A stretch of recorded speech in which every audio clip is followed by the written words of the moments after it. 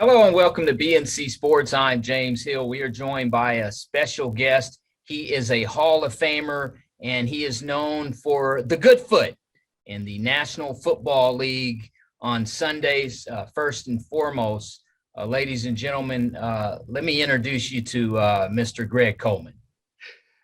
How are you, sir? I mean, that's the first time that I have been introduced as the good foot, but it takes me back. I'm an OG. So James Brown talking about get on the good foot. So I like that. So you might even hear that again, my friend. There you go. First and foremost, I hope you and the family are well. We are. We're still in Minneapolis. Yesterday was the last game of the season. Unfortunately, Vikings did not do enough to make it into the playoffs, thus making it my last official game as part of the Vikings radio broadcast after spending 21 years on the sideline and a total of 44 with the organization starting back in 78 as a player, as a punter for the Vikings. Now, take us through your experience with the Vikings. And if you want, you could start with yesterday, or you could go all the way back to the beginning and give the fans a flavor of your experience in the Twin Cities with the purple jersey on. Well, that started back in October of 1978 when I first got the call from Frank Gilliam, who was the director of player personnel, after being cut from Cleveland. And after leading that season, that preseason, with a punting average, did not get a favorable call, was cut by Cleveland and bounced around trying to catch on with 3 or 4 of the different teams. And we were just at a place of disappointment. And I can remember watching a game. We were still living in Cleveland, watching a game between the Rams and the Minnesota Vikings. And I go to my 9th floor apartment window and I open the window and I start screaming at God. I said, "You lied to me. You said if I would pray and if I would do the right things and you would give me the desires of my heart." I said, "Where are you? I just want to play football." And I said, "And I don't even care if I play for the Minnesota Vikings." And I closed that window. And the very next day, I got a call from the Minnesota Vikings and Frank Gilliam, and spent the next 10 years as the punter for the Vikings. And coming here during that time, that was the tail end of the Purple People Leaders and Fran Tarkington and all of those great historic teams here in Minnesota. So I got a chance to dove on the tails of greatness in a lot of Hall of Famers from this organization. Gleaned a lot of things from Bud Grant as a leader, as a coach, and obviously a lot of things from my former teammates, from Alan Page to Jim Marshall, Cara Eller, Ahmad Rashad, Fran Tarkington, just to name a few. And it was a great stretch. It was a great run. Made it to the playoffs a number of times. Obviously, not enough to make it back to the Super Bowl, but enough to know that I was in a historic organization. Upon my completion as a player, stayed in the Twin Cities, which was a great place to raise family. My kids were in school during that time, so finding a second career here in the Twin Cities and just making the best of it, because it was a great place, like I said, to raise kids. It was cold as all get out, though, during the winters. So we would escape trying to get back down to Florida with mom and them every now and then. But historically, as this city has grown, it became a melting pot of various cultures, which it still is. And most recently, the Twin Cities is probably best known as the tipping point of the George Floyd incident that raised awareness of police brutality, which that officer was found guilty on all counts of George Floyd. It was the conscience of the country, and the young people in this city was sick and tired. And I thank God for technology of these things, talking about cell phones. And so now it wasn't our word against law enforcement's words. There's some good, let me say this, there's some great men and women that are in law enforcement. I had a 24-year career in law enforcement communications, great chiefs and sheriffs, but there are also some bad apples that they couldn't get rid of. So as a result, the Twin Cities continues to be a focal point of racial justice. I can say that I am so proud of the Minnesota Vikings Social Justice Committee, made up of players and staff and coaches that have done so many magnificent things even before that time. I can remember going to detention centers, talking to young people with some of our players, spending time down at the prisons and with people who are just downtrodden on their luck. So our committee was doing things long before George Floyd came, the George Floyd incident. So this is a carry on. It's a testament to the Wilfs, the ownership here in Minnesota. They continue to carry the torch and wanted to be a forebearer of good things that can come out of a community. They have even represented Project Success in taking 25 to 30 young people up to the Washington, D.C. African American Museum, giving them a glimpse of hope, what could be a program that we created here in the Twin Cities, starting with the Vikings, called Lights On. It's a program that grew out of Fernando Castillo. George Floyd was not the first African American to die at the hands of law enforcement. Fernando Castillo was stopped because of a broken tail light.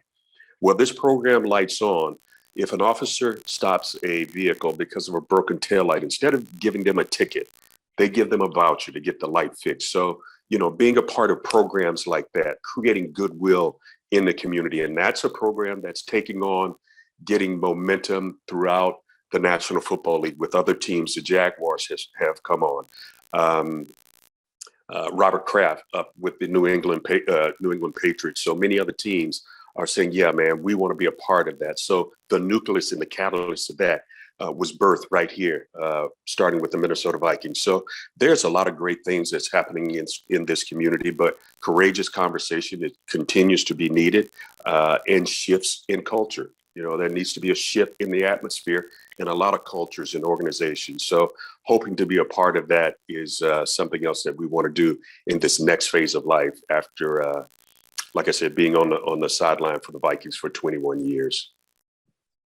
Greg, the intersection of 38th and Chicago, can you take us to that particular location and give us your assessment of what that means in the grand scheme of things when we look at the Twin Cities and the opportunity for human beings to be treated correctly?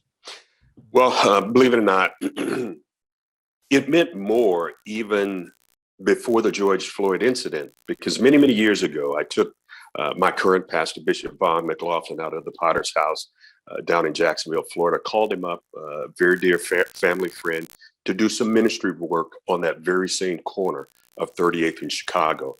And I can remember very, very vividly, it was a Thursday night. We were in having some of the former players. Chris Carter was there, Warren Moon was there. A number of other Vikings players participated in that, what we called a tent meeting, a camp meeting, tent meeting, so to speak. It was a Thursday night. We were on 38th in Chicago, about 20 blocks north. You could see what was called then the Metrodome, the Humphrey Metrodome. And Billy Graham was having a camp meeting during that very same time. And I can remember there was an article that was done, Von McLaughlin on 38th in Chicago and Billy Graham in the Hubert H. Metrodome. So that corner has significance. From many, many years ago, there were drive-bys during that time we were trying to minister. We would hit the deck and get up, and because it's a tough neighborhood, because of oppression, because of lack of jobs and all of those things, and the crime rate. So it has a significance more than the George Floyd incident. But again, being a catalyst of hope for so many people in that community, and it continues to be, because it shined a light on police brutality. I mean, that's just what you call it. For the world to see a man being murdered, just like when the CBS cameras were on the Pettus Bridge down in Selma, when the water hoses and the dogs were put on African-American people and Dr. Martin Luther King. So again, I compliment and I thank God for technology. So it's just not folks telling lies on other folks. The truth is in the pudding. Greg, when we look at Brooklyn Center, what are your thoughts and your takeaways from that particular case as it relates to, again, the topic of brutality near and dear to the Twin Cities region? When Dante Wright was killed, again, with excessive force, and I truly believe that that officer was remorseful, but she has to be responsible for her actions being an officer of the law. She took a life that was not necessary, and she had to pay the price. She was found guilty on all 3 counts as well. Her sentencing is coming up in a couple of months. But again, it gave the community, both the Twin Cities and surrounding areas, a glimmer of hope that there is justice for people of color, that the court system, a group of peers, because there was only one African-American person on that jury that convicted that female officer. So accountability is the best word that I can say is coming full circle for law enforcement in communities here in Minnesota and around the world. All right, when we go inside the stadium and we see the Vikings, a proud history, a proud organization, Coach Mike Zimmer has moved on, as well as the general manager and Mr. Rick Spielman. Can you talk about what those 2 gentlemen were able to do with that program? And when you think about that particular era, what do you see? Well, I think the general manager and the head coach has to be in step. They have to be locked in step, in total agreement, because the general manager brings them in and the coach will always say, well, hey, this is what you brought me, but you dance with who you brought to the party. And Rick Spielman has had some great wins through the draft. He's also had some misses. But again, the bottom line is winning. Bud Grant would always say, Greg, I don't care who you bring in. I can get a person off the street to put on a Vikings jersey and a helmet with horns on it. But at the end of the day, when we don't win, if you don't win football games, there'll be changes. And that's what happened here with Mike Zimmer. I can remember the first time he came in 8 years ago. I go to introduce myself. I said, Coach Zimmer, he said, you don't have to tell me who you are. I know who you are. And I know the history of this historic organization, your teammates and the men that came before you. You guys are the foundation of this organization. And he recreated a culture of acceptability and recognizing that former players played a big part. And he said, your teammates, those guys are welcome back here, because that was not always the culture in a couple of previous regimes. So Mike Zimmer really shifted the atmosphere here with that. Now, when you don't win again, there needs to be another shift of culture, because so many things have transpired in those 8 years. And I'm not saying that, Mike Zimmer was left behind because he's an old school coach. No, I think it's wins and losses. And you have to look at injuries. You have to look at, COVID over the last couple of years. But everybody has to deal with those things. And if you're not able to adjust, adapt, and execute to a new game plan, this game will leave you behind. And we were, I think, 13 games were decided on the last play or in the last part of the game. And either you develop habits of winning those close games or you develop habits of not winning. And I can attest that because we did not develop habits of winning in those early games, something that you can call upon, whatever it is, chemistry, that thing, if you don't have it, 9 times out of 10, you're going to come out on the short end of the stick. And we did. And as a result, we didn't make the playoffs.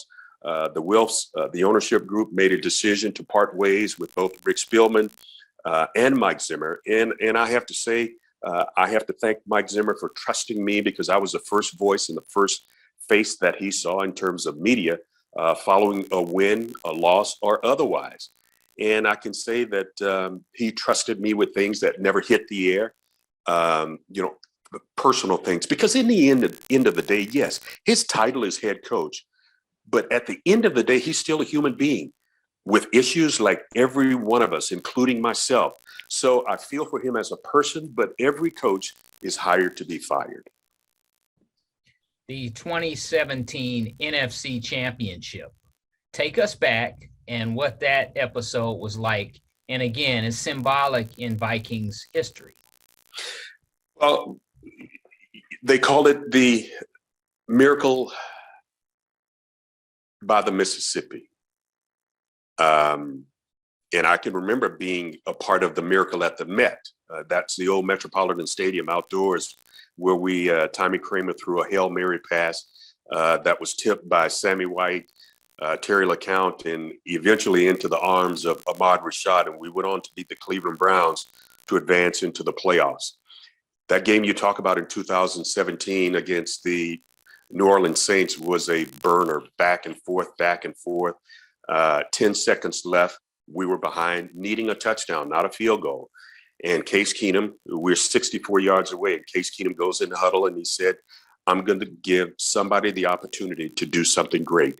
And he calls the play Buffalo Right, 7th Heaven, and backs up, line protects. He slings it down. Thielen does a quick out. Diggsy does a deep sideline route, goes up, makes the catch right in front of me. I mean, literally standing about the 25-yard line, catches it, spins around in the ground because, and people say, well, why are you pointing? Because if you've ever played like spin the bottle and you get dizzy, sometimes you get disoriented and you're not sure which direction to go. I can remember Jim Marshall picking up a fumble, but putting his hand on the ground and spinning around, and he went the wrong way. And that's why they called him Wrong Way Jim. So Diggsy catches a ball, the defender whiffs, he spins around, and I just point in the right direction because a lot of times, sometimes all of us need help in being pointed in the right direction. We go on, long story short, to beat the New Orleans Saints in a great NFC battle, and we go to Philadelphia that next week out in the cold. The Eagles had a great game plan, and ultimately they went on to the Super Bowl here in Minneapolis, beating the New England Patriots and Tom Brady, and the rest was history. Your career with the Vikings, let's go back on the field, corner kicking, if you will. Take us into the kicking game and what that was like for you personally. Well, before I go to Minnesota and kicking, I have to go back to Famu because my kicking coach, Pop Kittles, who was also the baseball coach, the receiver coach, he was such a man with wisdom. And I can remember being at practice one day and I'm just booming him right down the middle of the field. And Pop said, well, baby, why are you kicking it right to him? I said, well, Pop, that's where he's standing. He said, well, hell, baby, make him earn his supper. He said, kick it to the right, kick it to the left, make him work for it. He said, I guarantee you, baby, and if you do it on a consistent basis, they'll find a place for you at the next level. And I was stupid enough to believe him. And that was my forte going into the National Football League, kicking it to the corners. And I can remember one game, Howard Cosell coined the phrase, the young man from Florida A&M University, Greg Coleman, kicking to the coffin corner. And when I got a chance to talk to Howard, I said, Howard, I don't know who Coffin is, but my last name is Coleman. So we renamed it the Coleman's Corner. And again, that kept me around for 12 years in the National Football League, pinning the opponent inside the 10, the 5-yard line, using that sideline as another defender. It's almost a lost art because kids are paid according to averages. And if you kick to the corners, you got to sacrifice averages. They've now come in with this Aussie rule punt to try and hit a backward spin, sort of like hitting a pitching wedge with a little backspin on it. It works for some kids, but I'd rather kick it to the corner where I know that I can control the returners because there's some great punt returners in the game. So that we can help neutralize guys like Billy White Shoes Johnson and Deion Sanders and so many other great return men. The kicking game, Bud would always say, the kicking game is going to win you at least 3 games a year. whether it's through a field goal, extra point, punt return, a block kick, or a great return to set up your team. So special teams was amazing. And people talk about Bill Belichick being one of the greatest coaches of all time. Bill Belichick cut his teeth on special teams for a number of years in the National Football League. That's why they're so efficient at special teams. Jacksonville, Florida, Duval, if you will, Raines High School. Take us to Raines. And again, when you look around Raines High School, you see a lot of talent, and that's an understatement. Take us into your days at Raines High School and what that means to you personally. Well, the tradition continues.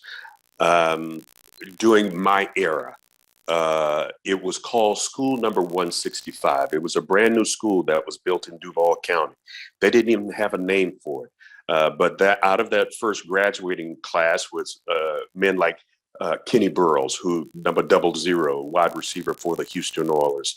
A year later, Harold Carmichael, quote unquote, Hall of Famer, Pro Football Hall of Famer, Black College Football Hall of Famer, Harold Carmichael, and many other great athletes came through that school, number 165. Eventually was called William M. Raines High School on the north side of Jacksonville. One of my last counts, there were 67 men that had put on a NBA, Major League Baseball, or NFL uniform that had graduated from that same high school.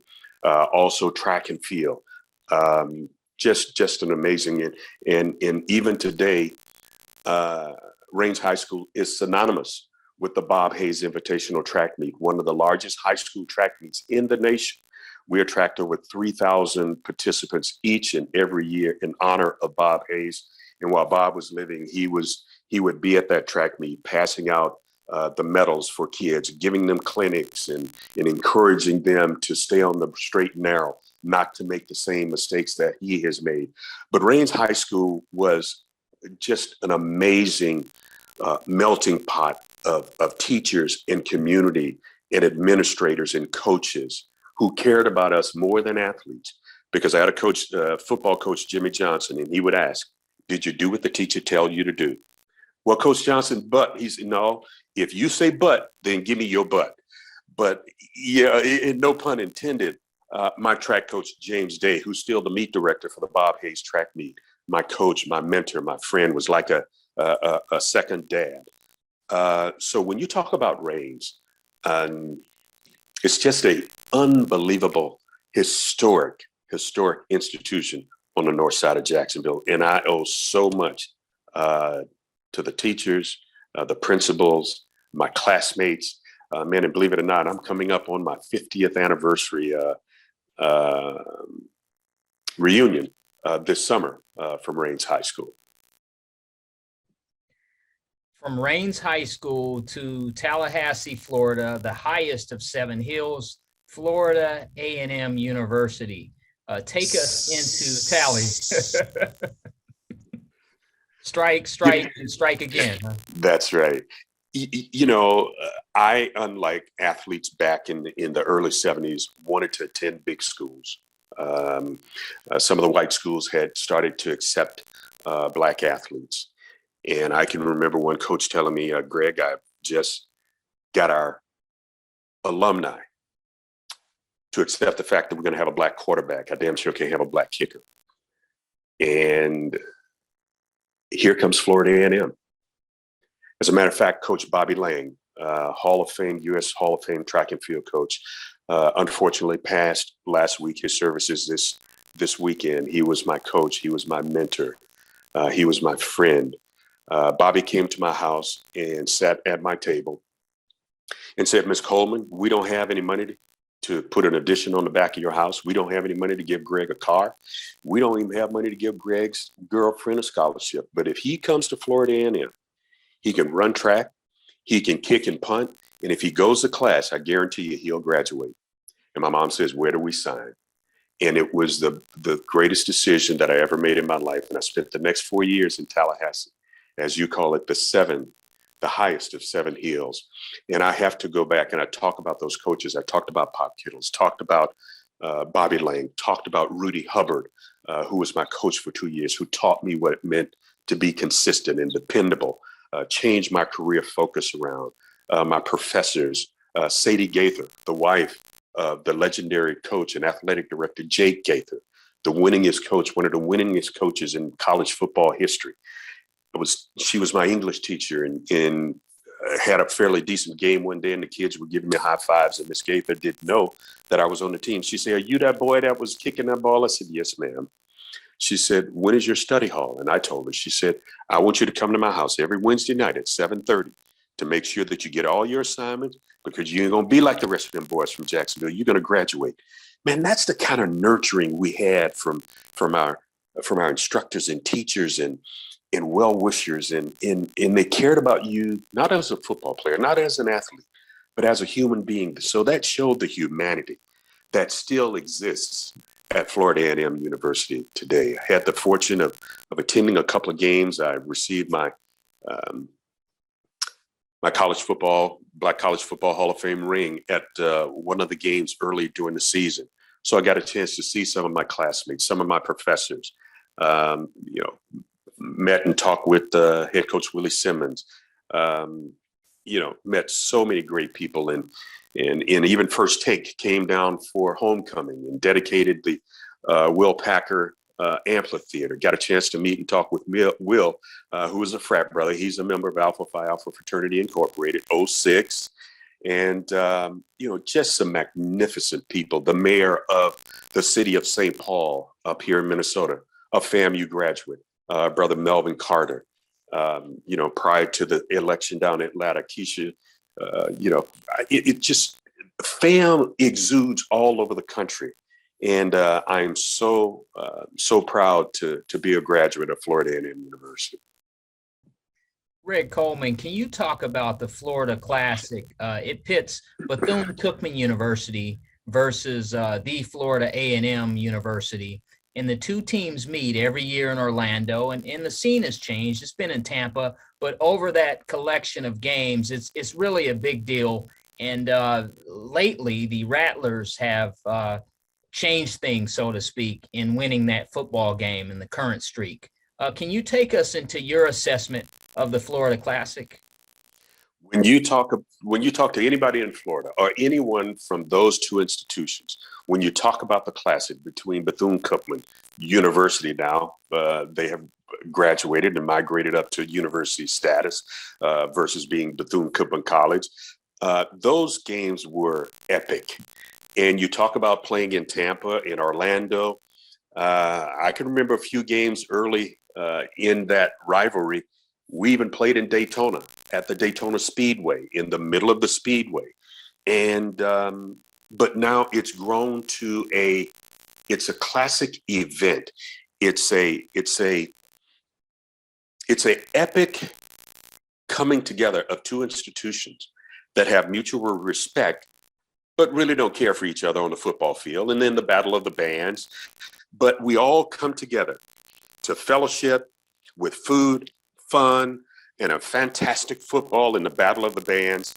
It has always been one of the great.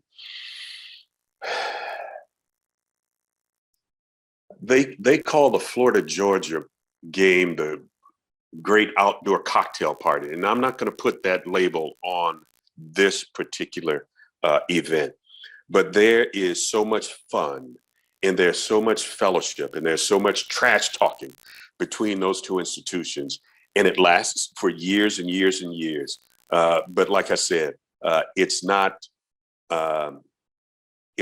evil talking. It's not derogatory, but it's good fellowship. It's good fun. And let me tell you something, if you have to wear the hat of the loser, man, you just better hush your mouth and take the medicine, because you never know the next time who's going to be on top. The late, great Ken Riley, the Rattler. Tell us what he means to you personally, and why he is symbolic with Cincinnati, and of course with the highest of seven hills, if you will. Well, Ken Riley's nickname is the Rattler. And out of all of the great men and women who has come through Florida A&M, Bob Hayes, Willie Gallimore, Althea Gibson, Ray Robinson, Al Denson.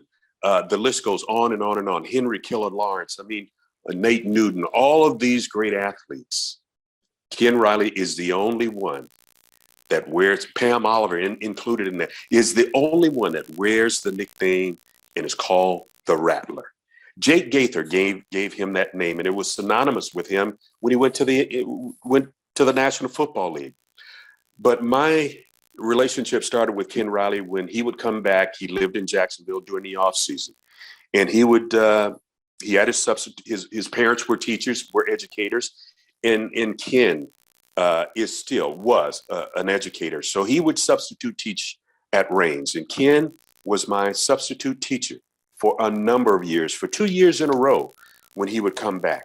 And not only did Kid come back to substitute teach, he would come back to work out. He would bring guys like Kenny Anderson. I remember Isaac Curtis coming down. Boobie Clark came down. And then you had Al Denson, who was still playing. You had Harold Carmichael, and so many other guys that would come back to Raines High School, and they would practice. So as little shorties, we learned what it meant to work hard. We learned what it meant to be a pro. So when we got those opportunities, man, we were not intimidated at all. And I was fortunate enough to be drafted by the Cincinnati Bengals. And I rode to training camp with Ken Riley. And all the way up, he was talking about, homeboy, this is some of the things that you need to do. Here's some of the things that you need to look out for, and all of those things. And he was a mentor. He was a coach. And he was a very dear friend. And he was very, very, very instrumental in me becoming a part of the Black College Football Hall of Fame. He said, homeboy, you didn't make it this time, but don't give up. You know, you're going to make it, because we need to get a punter and a kicker into the Black College Football Hall of Fame. And when I was fortunate enough to be elected in the class of 2021, and unfortunately, Rattler did not live to see me walk, to receive my ring, to see me get inducted into the Black College Football Hall of Fame. But he paved the way and paid it forward for me to become a member of that great fraternity of men called Black College Football Hall of Fame. How special and humbling is it, if you can put it in words, to be known as a Hall of Famer? It's very humbling. It is, and that's a great adjective to use, James, because it forces you to go back and think about all of the men and women. First of all, thinking about your parents and the sacrifices that they made, the coaches and teachers that were a part of your life, that were a part of your journey, because you didn't get there by yourself. There were so many people that had a hand, a foot, a switch, a great word of encouragement that help you along the way. And I've said it before, if you see a turtle sitting on the top of a post in a forest, and you ask him, man, how in the world you get up there? And he said, oh, hell, I got up here by myself. He's lying through his teeth, because we all need help. And the good Lord blesses us with significant moments and memories that are helped by relationships that we put in place. He sends people into our lives for a particular season. And I just thank God for the people that he has sent my way. The Minnesota Vikings. But before you go there, Cincinnati in 76, Cleveland 77, Minnesota from 78 through 87, and then Washington football team had a different name in 1988. But the first time you put on that Cincinnati jersey, what was that like? What was that all about? Man, it made you feel like you had made it. I mean, because the ultimate objective of any young shorty was to make it to the show, make it to the dance, make it to the National Football League. And once you had made it, you thought that you were the cat's meow. But very, very quickly, you learned that NFL means not for long. But I thank God that I got my education while I was at FAMU, because there's something that can never be taken from you by a coach or an injury or a particular situation. So when I got cut from Cincinnati, I went back to my high school in Duval, Raines High School, and I taught for that year before getting another opportunity to sign with the Cleveland Browns to begin my career. But man, there's nothing like the National Football League. And as stepping away from the broadcast, there's nothing like game day.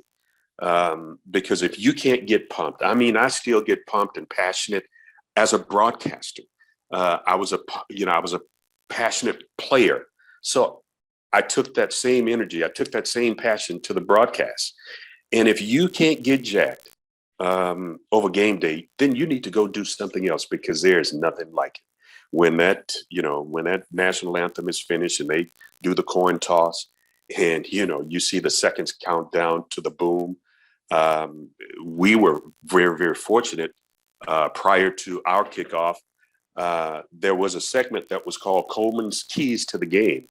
And my broadcast partner, Paul Allen, said, "Hey, no, we're not going to Coleman's Keys. We're going to go down to Greg Coleman. We're going down for the pregame preach." And that was a little segment where I combined faith and football, tying in a scripture with a sports metaphor, football metaphor.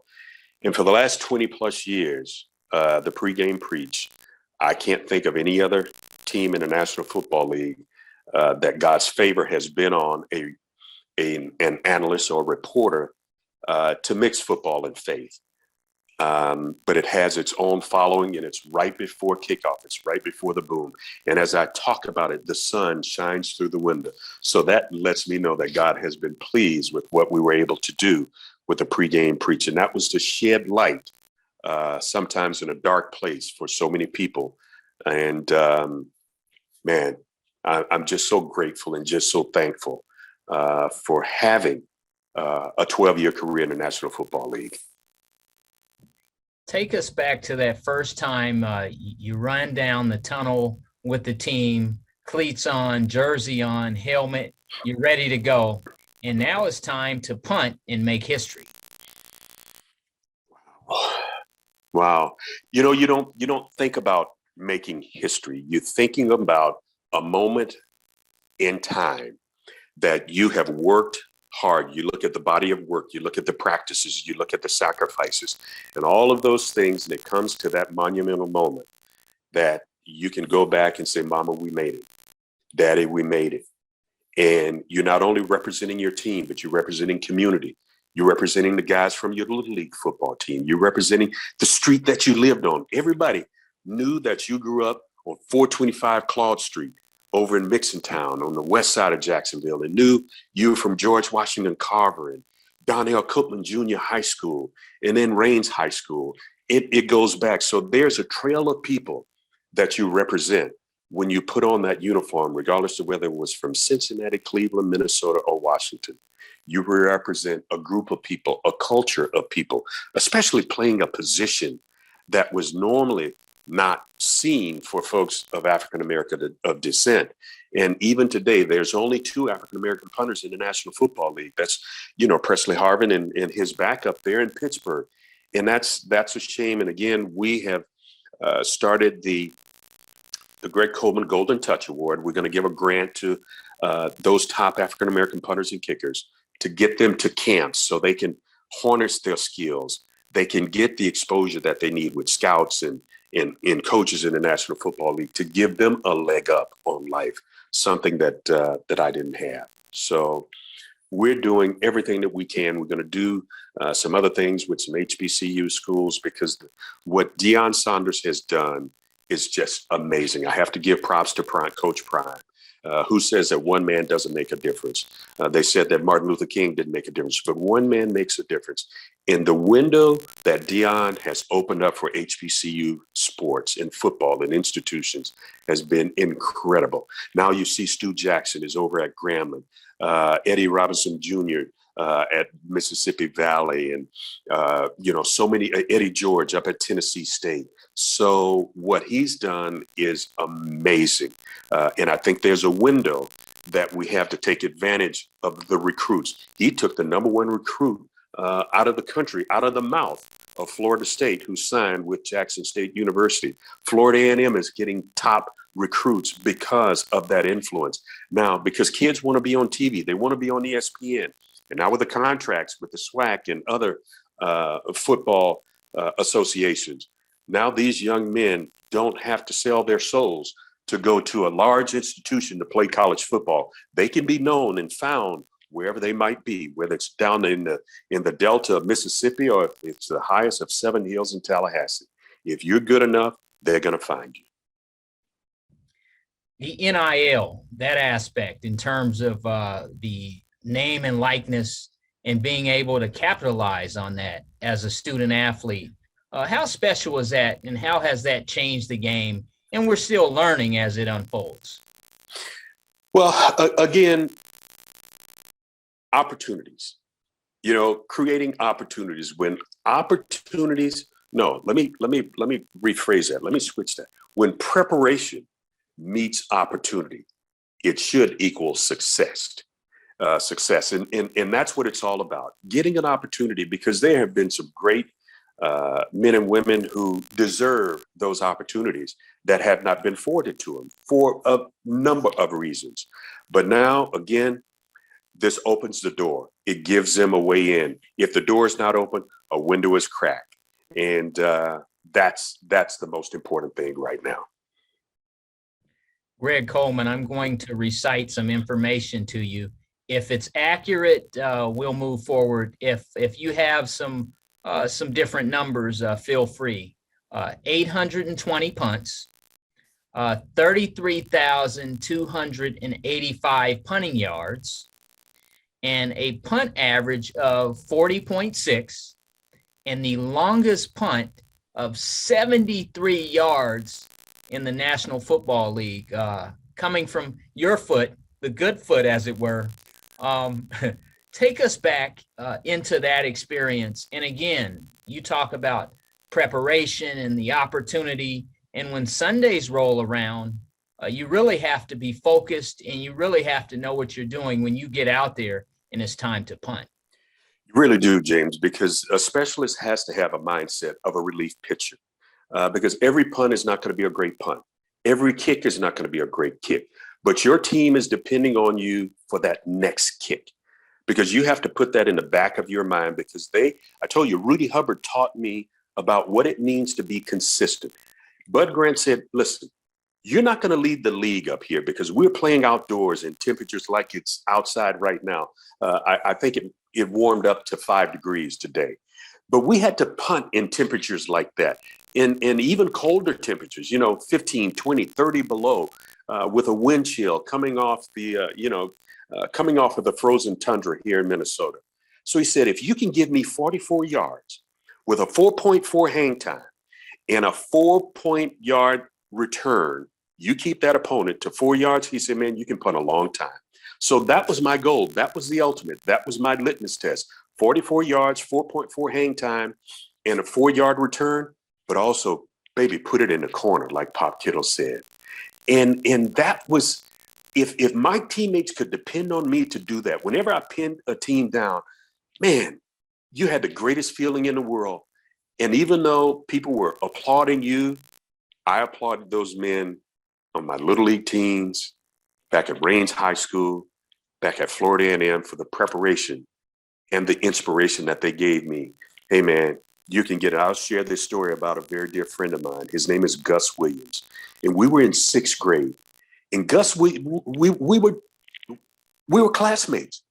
But Gus was a coach, a young coach. Gus said, Gopher, and that's what he called me Gopher. I don't know why he called me Gopher. But he said, Gopher, we're going to go practice. And every afternoon, we would go practice in my yard, kicking.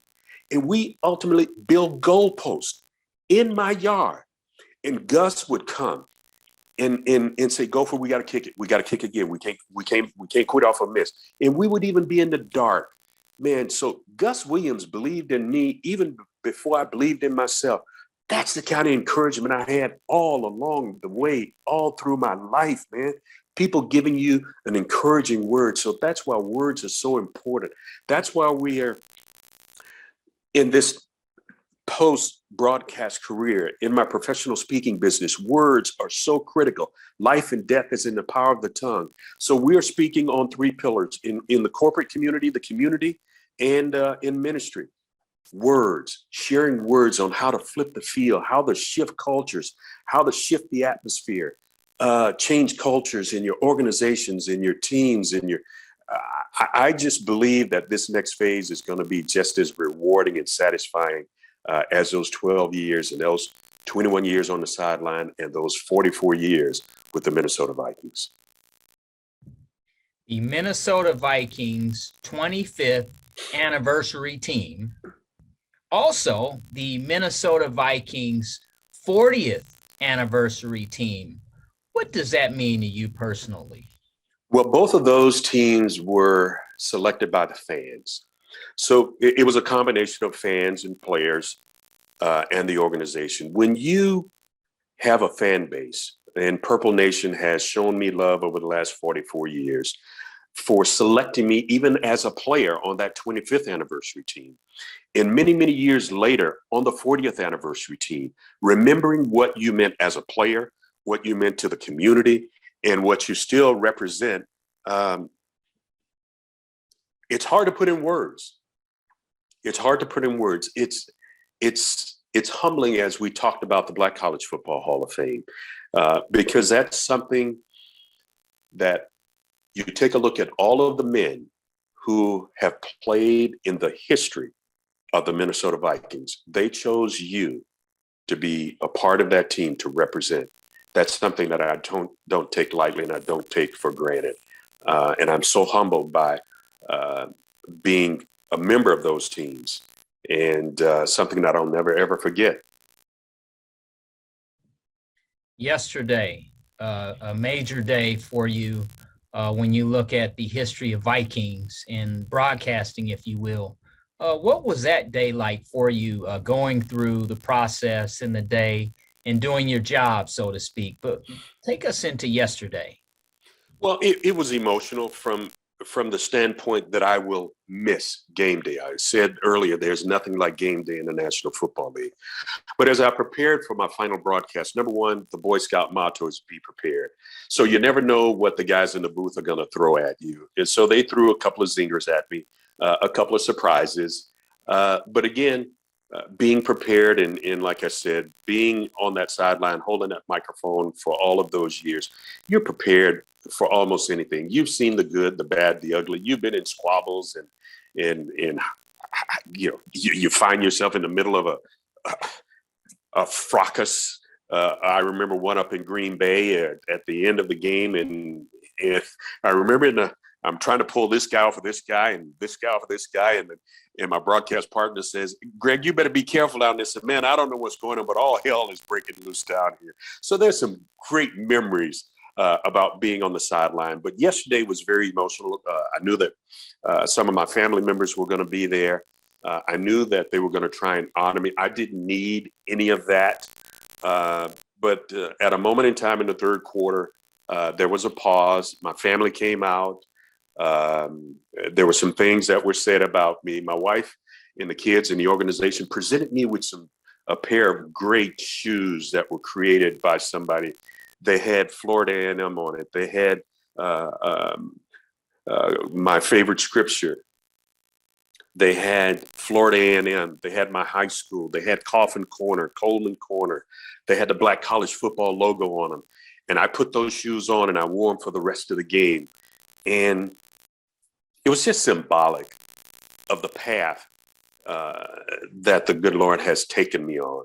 And I'm still able to walk these sidelines. And yesterday being the last game, I'll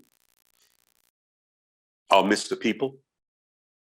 But again, it was time to move on and have no regrets, no second thoughts, and just so grateful for the Minnesota Vikings organization over all of these years, and Purple Nation showing me all the love that they have.